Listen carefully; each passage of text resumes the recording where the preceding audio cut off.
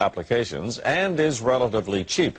But as CTV's medical specialist Avis Favreau explains, redeveloping the drug may not fit into the business plans of the big pharmaceutical companies. The tumor, the 3D Dr. Evangelos Mikalakis has given cancer researchers a brand new lead with an old drug, a cheap, inexpensive powder that costs just pennies a dose. You typically get this eureka kind of feeling, and it's actually the most exciting thing scientists can get.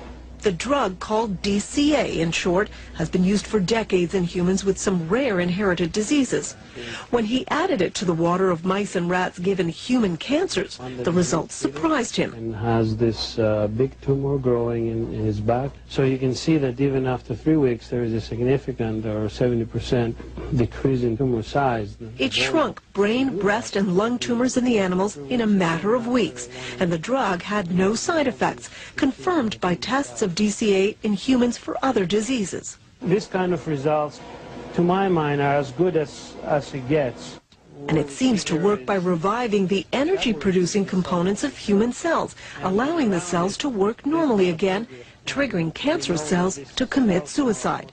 Scientists agree that DCA now needs to be tested quickly in human cancer patients. This is exactly what we want, a drug that has activity, but has also minimal side effects for patients.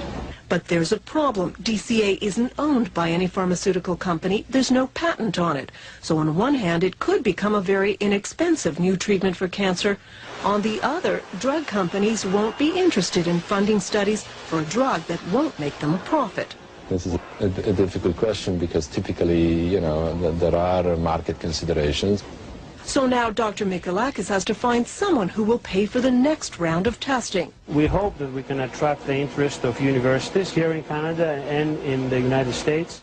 And he doesn't want to let the medical dream of a cheap, effective anti-cancer drug disappear just because it might not make someone a lot of money. It costs, some say, about $100 million to get a new drug through all the phases of testing. So it will be interesting to see if this old drug actually gets a new chance at becoming an anti-cancer medication. Lloyd?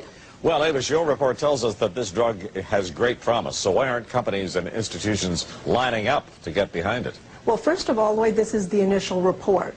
Secondly, because the drug isn't patented, it's an old drug, if someone invests in researching it, they're not going to make a profit because anyone can make it.